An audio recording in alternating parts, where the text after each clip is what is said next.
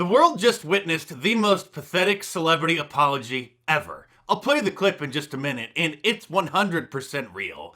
As you know, a growing number of celebrities are constantly apologizing for previous jokes or characters or tweets that they made years or sometimes decades ago. And this apology by John Cena, who's a professional wrestler, by far takes the cake. He's a cast member of the new Fast and Furious film, which he's doing promotion for overseas, and talking about how great it's doing in all these different countries, one of which is Taiwan. The only problem is that China believes that Taiwan is not its own country, but it's part of China, and so he apologized for making this terrible mistake. Hello, China. This is John Cena. There's something I have to clarify. I have done a lot of interviews for F9. In one of the interviews, I made a mistake. Everyone asked me if I could use Chinese to explain it. The F9 crew has given me a lot of information. There were a lot of interviews and information, and I made a mistake. I have to say this right now, and it's very, very, very important. I love and respect China and the Chinese people. I am very, very sorry about my mistake. I am sorry. I am sorry. I sincerely apologize. You must understand that. I really love China and respect China and the China people. I am sorry. Bye.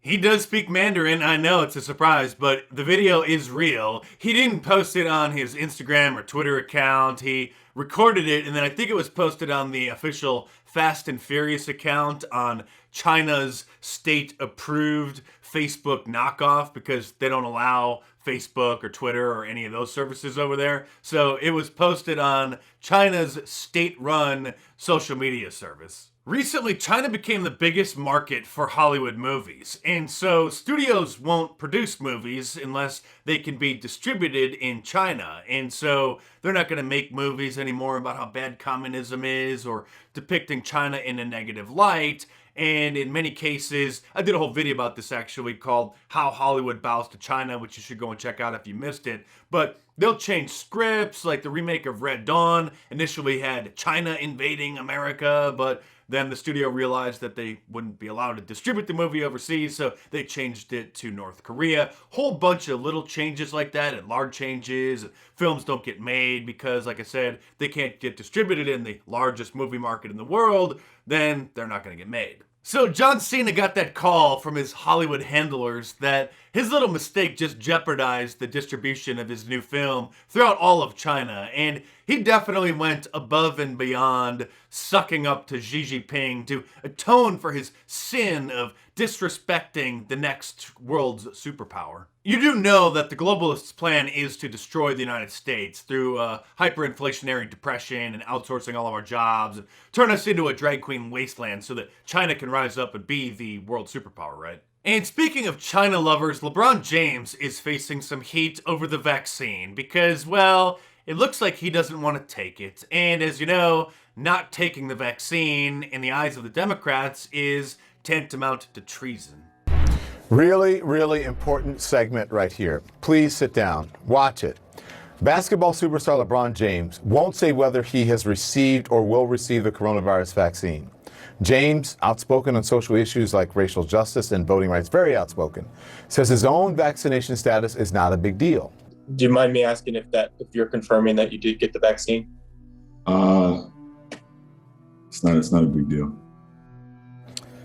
But to many, it is a very big deal. And why would you not speak on the issue of being vaccinated or not? That's what I'm talking about. Of course, he's he's a citizen.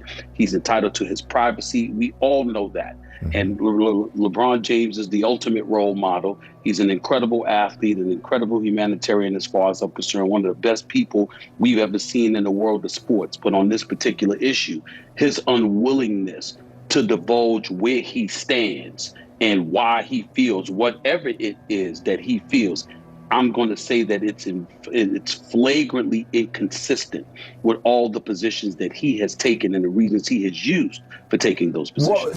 You made your bed, LeBron, running your mouth about all kinds of political issues, so you can now sleep in it. Maybe you should have taken Laura Ingram's advice and just shut up and dribble. Meanwhile, MSNBC's Joe Scarborough is very upset that Republicans are trying to make sure that our elections are secure and that there is ballot integrity. And he says that Trump supporters should leave the country and, well, says the quiet part out loud about who should take our place.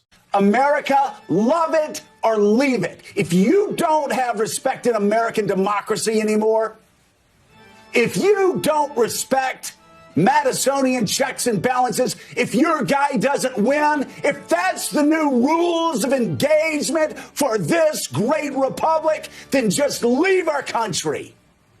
Because you're unworthy of it. And there are millions of immigrants who will come here and raise their right hand and buy into the creed and believe that we are exceptional, that believe American democracy is the greatest government on the face of the earth. And they will do it proudly. They will salute the flag proudly. And most importantly, they will fight for what that flag represents while you shame yourself. While you disgrace yourself, while you disgrace our country in the eyes of the world. Yes, this is all on you. Or leave.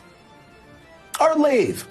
You got this all wrong, Joe. Speaking of those who don't like America, that would be Black Lives Matter. But if you tell them to leave and go back to, go somewhere, that's big time racist. If there's any question about which side of the political spectrum likes America and which one doesn't, just pay attention to who waves the American flags and who burns them. You know that this weekend they're going to be marching in the streets, burning American flags for George Floyd. And in Chicago, there's going to be probably about 50 of them shooting each other. It's a 3-day weekend, so it'll probably be 50, minimum of 30. And if that seems high, then you don't know what happens in Chicago over 3-day weekends. So stay safe, everybody. It's getting pretty crazy out there. And this weekend, you can save 20% off of any of my shirts from markdace.com by using the promo code PARTYTIME at the checkout. So if you want to get yourself a Mount Trump More shirt, a Trump's America shirt, a Liberalism Find a Care shirt, or any of my awesome designs, head on over to markdice.com or click the link in the description below.